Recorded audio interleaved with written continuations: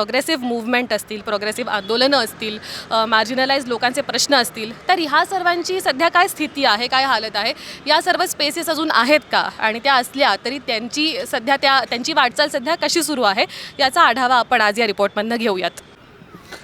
मेरा नाम कुंदन कुमार है और मैं इधर एमएससी से मास्टर डिग्री किया है और 2022 में मेरे काम पे कंट्रोवर्सी भी हुआ। तो ये सब के बाद मैं अभी काफ़ी ये जो हुआ कंट्रोवर्सी, उसके बाद से जो विचार है वो काफ़ी ऐसा लगता है कि ये जो सोसाइटी में रह कर के हम बहुत खुले नहीं हो पाते हैं। मतलब हमें बहुत ही मतलब ट्रिमिंग किया जाता है, जैसे वो पेड़ पौधों को ट्रिम करके आगे बढ़ाया जाता है।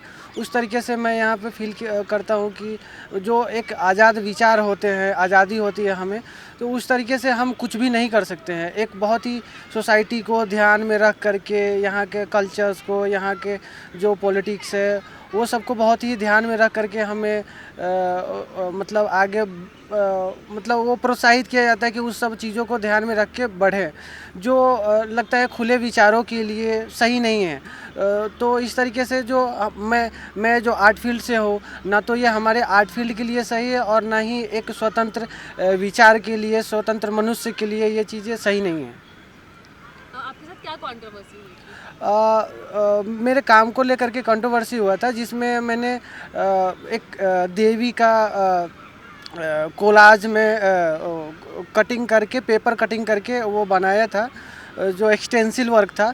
तो उसमें बेसिकली मेरा इंटेंशन यही था कि जो लड़कियां जो होती है वो देवियों के समान होती है, वो उन्हें पूजा जाना चाहिए, उन्हें पूजा भी होता है, जैसे कि नवरात्रा के समय में उनके साथ पूजा भी होता है। लेकिन हम इसी समाज के बीच हम देखते हैं कि लड़कियों के साथ ये अत्याचार भी हो रहा है, वायलेंस, डिस्क्रिमिनेशन और मतलब रेप, मर्डर भी हो रहा है। तो ये सारी चीज़ें जो मुझे लगी कि ये गलत हो रही है, क्योंकि सेम समाज उसको पूज रहा है और उसी समाज में इस तरीके की चीज़ हो रही है। तो इस तरीके को लेकर के मैंने वो जो कॉन्फ्लिक्ट है उसको लेकर के मैंने काम किया था, और सेम चीज़ को लेकर के कंट्रोवर्सी हुआ और उसके लिए मुझे जेल भी जाना पड़ा, और कॉलेज जो है मुझे रेस्टिकेट कर दी। हालांकि मतलब उस चीज़ों पे रेड पिटिशन हुआ और मैं केस जीत भी गया। लेकिन ये जो वायलेंस हुआ, जो एक जो कंट्रोवर्सी हुआ, ये मतलब जो मेरे विचार है उसको दबाने का कहीं ना कहीं कोशिश किया गया कि इस तरीके के विचार जो है वो सामने ना आए, क्योंकि ये विचार जो है ये समाज को बहुत ही मतलब खुले चुनौती देती है। तो ये शायद पचाना इस तरीके की चीज़ों को कठिन होता है, इसलिए शायद कंट्रोवर्सी हुआ और मैं जेल गया। तो अभी माहौल जो होता है किसी माहौल में हम काम कर रहे हैं, जैसा आपका जो सवाल है, वो माहौल तो ऐसा है कि माहौल जो बनाएंगे वो होगा। जैसे कोई भी तरह का ताकत है, आज हमारे सामने जो ताकत है वो फांसीवादी ताकत है, और फांसीवादी ताकत क्यों चाहेगी कि माहौल बने, तो वो टोटल खिलाफ ही लड़ना है उसके। हम लोग जिस माहौल में काम कर रहे हैं उसमें हम बिल्कुल एक्सपेक्टेशन ये नहीं रखते कि हमारे फेवर में कुछ काम होगा, और उसके लिए उस तरह से हम काम करते हैं। एक मैं सवाल आपसे पूछना चाहती हूँ कि जिस तरीके का वातावरण हम पूरे देश में देख रहे हैं, वो आई एम श्योर कि वडोदरा में भी काफ़ी ज़्यादा वो दिखाई देता होगा। तो ऐसे माहौल में प्रोग्रेसिव और अभी अम्बेडकराइट एक्टिविस्ट हो या फिर लेफ्ट एक्टिविस्ट हो, इन सबको प्रोग्रेसिव सर्कल्स में जो लोग हैं, तो उनका जीना कैसे हो रहा है, उनका काम वो कैसे कर पा रहे हैं इस माहौल में? अम्बेडकर राइट्स जो भी मूवमेंट वाले मैं उसकी बात करूंगा, उनको यहाँ पे बहुत संघर्ष करना पड़ता है। पुलिस स्टेशन हो, सरकारी कचहरी हो, कलेक्टर हो, कमिश्नर, सभी जगह पे हमें बहुत संघर्ष करना पड़ता है, और ना ही हमें कोई प्रशासन से साथ मिलता है। जब भी हमारे समाज पे कोई अत्याचार उत्पीड़न होता है, हमें बहुत ही आंदोलन करना पड़ता है। इसीलिए जब तक हम लोग शासक नहीं बने तब तक ये चलता रहेगा। इसलिए हम हमारे समझते हैं कि अभी शासक बनना पड़ेगा, वरना आने वाली हमारी पीढ़ियाँ, हमारे जो समाज के लोग सबके सब गुलाम हो जाएंगे। आज जो हमारा इतना बड़ा नाम है भीम आर्मी का, हमारे यहाँ 2700 हमारे जो मेंबर्स है, हमारे इतना बड़े मेंबर्स होने के बाद भी हम कमज़ोर पड़ रहे हैं उनके साथ में। देखिए, यहाँ कई सारे संगठन कई प्रकार से काम कर रहे हैं। ट्रेड यूनियन के भी काम है, लारी गल्ला जो होता है, हॉकर्स होते हैं, उनके भी एसोसिएशंस हैं, कंस्ट्रक्शन वर्कर्स के भी एसोसिएशंस हैं, महिलाओं के संगठन है, हमारे जैसे लेफ्ट पार्टी भी है, तरह तरह के काम हो रहा है। हाँ, ये बात ज़रूर है, कुछ दिनों से ये स्पेस कम होता हुआ नज़र आ रहा है। कुछ समय पहले यहाँ पर इस बड़ौदा शहर में किरीट भाई भट्ट, तुलसी बोड़ा, जगदीश शाह, JS बंदूकवाला ऐसे व्यक्ति थे जिन्होंने ये सिटीजन स्पेस को ज़बरदस्त रूप से फिलअप किए थे और कई सारे बड़े से बड़ा मूवमेंट हमने देखे हैं। 2002 की राइट के समय भी हम लोग सब मिलके एक सिटीजन्स वॉइस के रूप में जो विक्टिम थे उनके सहारा बने थे। बड़ौदा के जो झुपड़पट्टी को तोड़ा जा रहा था, उस समय हमने कई समय तक, लंबे अरसे तक, 1.5-2 साल से भी ज़्यादा समय तक हमने मूवमेंट किया और झुपड़पट्टी में रहने वाले, झुपड़े में रहने वाले लोगों को जो बिल्कुल बेघर करने का एक कोशिश हो रहा था, उसके सामने हम लड़के उन्हें घर मिले, उस प्रकार की जीत हम हासिल किए। इसी यूनिवर्सिटी में हम लोग 2 बॉयज़ हॉस्टल बंद करने का साजिश की गई थी, कोशिश की गई थी। 3 महीना लड़के हमने उसको बंद किए। जो लारी गले की जो इशू में और एक डायमेंशन जो है, उनको लारी गले को हटाने का कोशिश कर रहे हैं, उनको उनका जो चार्जेस है वो बढ़ाने की कोशिश कर रहे हैं। जो स्ट्रीट वेंडर एक्ट उसको बाईपास करके मनमानी करने की कोशिश कर, उसको लेके भी आज मूवमेंट है, नहीं है ऐसा नहीं है। लेकिन चैलेंजेस के रूप में क्या आ रहा है कि लोगों में एक फ्रस्ट्रेशन आया है, लोगों में एक निराशा, हताशा दिखाई दे रहा है। लोगों को पॉलिटिकल प्रोसेस से विश्वास उठ जा रहा है, क्योंकि जो पॉलिटिक्स वो देख रहा है, जो स्वार्थी पॉलिटिक्स, जो अपना पर्सनल इंटरेस्ट के लिए पॉलिटिक्स चल रहा है, या तो जो हाजी हाजी करने वाले कैंडिडेट आते हैं, जो सवाल नहीं कर सकते ऐसे कैंडिडेट चुने जाते हैं, जो कैंडिडेट लोगों के जीवन के साथ कहीं नाता नहीं होता है। हमारे यहाँ रंजनबेन भट्ट जो जीते हुए कैंडिडेट थे, उनको 2 घर के आगे की साइड में पीने का पानी का सवाल है और लोगों में गुस्सा है। ये हमने देखे हैं, हम उनके एरिया में गए थे, इस बार की प्रचार में भी गए थे। तो वो गुस्सा को कैसे ऑर्गेनाइज करना है, ये हमारे सामने बहुत बड़ा एक चैलेंज है। ये फ्रस्ट्रेशन में से कैसे निकाला जाए, उनको ऑर्गेनाइज कैसे किया जाए, वो उनको जो पॉलिटिकल प्रोसेस के प्रति उनके जो एक नेगेटिव माइंड आ गया है, उसको कैसे एक सिटीजन्स वॉइस में कन्वर्ट करना है। इसीलिए हम लोग कोशिश कर रहे हैं कि एक सिटीजन्स प्लेटफॉर्म कैसे खड़ा किया जाए, उस कोशिश में हम लगे हुए हैं। लेकिन इन कोशिशों को करने में आपको कोई कठिनाइयाँ आती है क्या? ऊपर से प्रेशर आता है क्या कि ये कोशिश ही ना हो ये ऑर्गेनाइज करने की, या फिर ये आवाज़ जो है, ये प्रोग्रेसिव आवाज़ जो है, या फिर ये लोगों की आवाज़ जो है, इसको दबाने की कोशिश होती है क्या? बिल्कुल होती है। जो लारी गले वाले लड़ रहे हैं, उनके ऊपर पुलिस की कई प्रेशर आते हैं, या तो इंडिविजुअल लारी गले वाले को पकड़ के उनको रोकने की कोशिश करते हैं। जो सिटीजन्स को लेके हम चलते हैं, उनको दबाने की कोशिश की जाती है, पॉलिटिकल प्रेशर क्रिएट किया जाता है। लेकिन आज बड़ौदा में हमारे जो अस्तित्व है, ये रूलिंग फोर्स जानते हैं। या व्हिडिओची सुरुवात आपण MS युनिव्हर्सिटीच्या बाहेरून केली होती आणि आता आपण युनिव्हर्सिटीमध्ये आहोत. वडोदऱ्यातली MS युनिव्हर्सिटी जी आहे ती एकेकाळी तरुणांच्या, विद्यार्थ्यांच्या चळवळीचे केंद्रस्थान होतं. इथं स्टुडंट इलेक्शनसुद्धा जोरदारपणे व्हायचे. CA NRCच्या विरोधात जे काही आंदोलनं झाली तर त्यामध्ये सुद्धा या युनिव्हर्सिटीमधले विद्यार्थी जे आहेत ते अग्रेसर होते. मात्र गेल्या काही वर्षांमध्ये इथले विद्यार्थीसुद्धा, इथले काही प्रोफेसरसुद्धा असं सांगतात की गेल्या काही वर्षांमध्ये वेगवेगळे कायदे आणून, वेगवेगळे नियम आणून हा जो आवाज आहे, हा जो इथल्या विद्यार्थ्यांचा आवाज आहे, तो दाबण्याचा प्रयत्न केला जात आहे. आणि सध्या इथल्या चळवळींची किंवा इथल्या मूव्हमेंटची किंवा ही जी एक प्रोग्रेसिव्ह स्पेस होती या शहरातली, तर त्याची सध्या काय स्थिती आहे याबद्दल आपण इथल्या एक लवकरच रिटायर होणार असणाऱ्या प्रोफेसरकडनं जाणून घेऊयात. Yeah, when I came to Baroda, it was an interesting place, and in the 18 years that I've been here, it's decayed more and more, right? Because MS University was one of the places which stood up against the government before I came, right? But slowly we found that teachers and students got more and more frightened after 2002. In 2002, many of the teachers were very active, right? That's what I heard because I was not here, right? But you get a lot of people who have got more and more frightened, and there is an old ancient law, not in the BJP time, but it was in the Congress time, where there was a law which says teachers should not protest, right? And that was not known to us, but recently there was somebody who was a school teacher and he stood up against the government and charges were raised against him, right? So that, of course, now with another law that is called the CUB, that is the Common University Bill, right? The rights of teachers has been almost nil, and you can't speak out against the government or anything of the sort, right? So I think we have to look at the fact that the university is or was a space where a lot of freedom and a lot of thought used to happen, right? I remember the English department when I came here, there was a lot of seminars, a lot of conferences where people also took up these issues of human rights and the abuse of the abuse of the common people and citizenship in India and in Gujarat, especially after 2002, right? And it's probably very, very sad to see how that space has totally been shaken up, right? In fact, in a PhD, I was talking about the NEP and people said, well, the camera is on.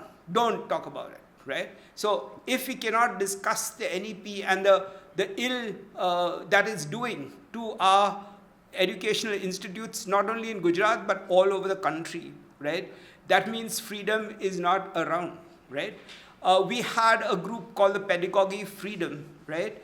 Which is interesting because it was a students' initiative, because the students found that a lot of wrong things were happening, especially to the environment, right? And that's where it began, right? And they came and asked us whether we could form this group, yeah? And I said, well, I'll support you, right? And that's, I've been supporting them right till the end, right? And of course, now as my term is coming to an end, right? Because I'll be retiring in a few days, I will say, right? That's something that is very important because the question is, they should have a lot of meetings, right? To think about the situations, not really to protest, except when they stood against the CA, NRC and all those things, right? A lot of young people stood up against the government, right? And they were pro-BJP, RSS people in the beginning, but they changed and they went to the other side and they are anti whatever is bad about humanity just now, right? So it was very heartening to see that young people in Gujarat were able to stand against the mighty state, right? Yeah. So how do you see this shifting ahead now forward? You are leaving now, but you have seen students movement build up over here. You have supported it, and you have seen young people changing, and you have seen young people fighting for what's right.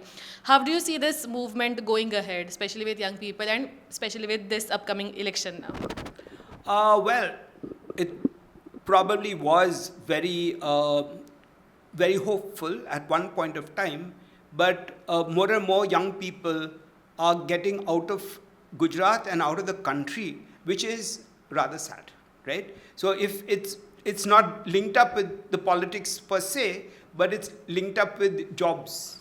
So a lot of people, young people are getting out of the country and out of Gujarat, and that's very sad, right? Because we need young people to fight, right? And we need young people to safeguard democracy and the country, right? So that's something that's missing, right? And it's true that the teachers are also frightened. They do not encourage a debate, right? Except in my class, and I used to teach in a foundation English class, we used to have open discussions and some, well, I could have been arrested with all the kind of laws that they had, right?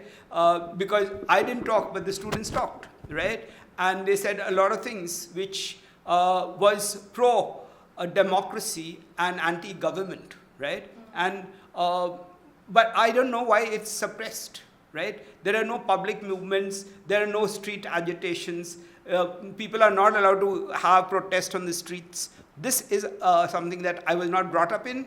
It's not in India that I was brought up in, right? And that's as true as it is, right? Because in our day, I was brought up in Pune, and at the drop of a pin, there was a protest all the time, yeah? And they didn't care about who it was, whether it was the vice chancellor, it was the governor, or the president, or the prime minister. Pune is a place where everybody criticizes everybody, right? And when I came to Baroda, the teachers say, you can't talk against the government, right? And that's something that was very shocking till I came to know that this is a rule. And now we are not supposed to speak against the government at all because the CUB, NRC, the CUB is in place. So we are not supposed to speak against the government, right? And I don't know what that is, right? I've never seen this in India, and I hope that doesn't become something all over India, because I don't think the other states have any kind of thing called the CUB, right? Yeah. So with all these rules and with all these bills being passed and everything, how do you see the progressive movements, the students' movements, the protesters surviving in Vadodara henceforth? Well, that's a very interesting question, because I know little of history and I know little of political science, but there's something that I think cannot ever go away, and that's Hegel's dialectic, the thesis, the antithesis, and the synthesis, right? Which is something that I think is very important. And even if you suppress people, and this has worked in different areas like psychology and clothing and everything, right? So when you come to the political, right, you find that again it's going to change. And I've seen people, of course, MS University has changed. It was a free space, but you don't get any freedom anymore. You don't see people holding hands. You don't have lovers, which I used to find very shocking in my day when I first came here, right? So that is an MSU that has disappeared, right? And that's rather sad, because it's not about the political, it's about the social and life, right? And well, the social and the political are linked up, right? But what's important, and very important, that that space has gone away, right? So we get people who are eating together, not being allowed to eat if they're men and women, right? That's very, very sad to see that so much of people's individual life is tampered with, right? So two people can't sit together and eat from the same tiffin if they're man and woman, right? Yeah. So that's a problem that I think is very important, and I think that is where our educational spaces have changed. And what we saw in Ahmedabad also, in the Gujarat University, that the students during Ramzan, they were praying and they were attacked. And after that, we saw that the VC of the university saying that those students should also understand the culture here, the students who were attacked basically. So such kind of things are happening more in Gujarat, or could they happen more looking at where we are heading? I don't know what's happened in Ahmedabad. I know what happened in my class. Right, and once, some years ago, that's I think in 2014 or 15, somewhere there, maybe a little later, right, I had a lot of students who were Muslims in my project. We had something called projects for the TYBA, which have been stopped. I don't know why, right, because that's a very important educational activity, and we had different topics, right, and all the people had to participate, and especially in my group, all of them had to participate, right? And I was rather strict, and I had class practice every day for whatever point people had to raise, right? They had to make practices, and so they get a chance to speak, and they put it on the projector, etc., right? So there were a lot of Muslim women, right? And I told them, well, you can do your namaz in my class, right? But you have to come to class, right? So that was kept to, and my group performed very well, right? And that's probably the last project that we had in the TYBA ever, right? Yeah, after that, they closed the project down, and closing the projects down because there were anti-government, anti-male, anti-caste, all those things have happened, right? Yeah, and the progressive movement has slowly been subverted because you can't talk about Ambedkar.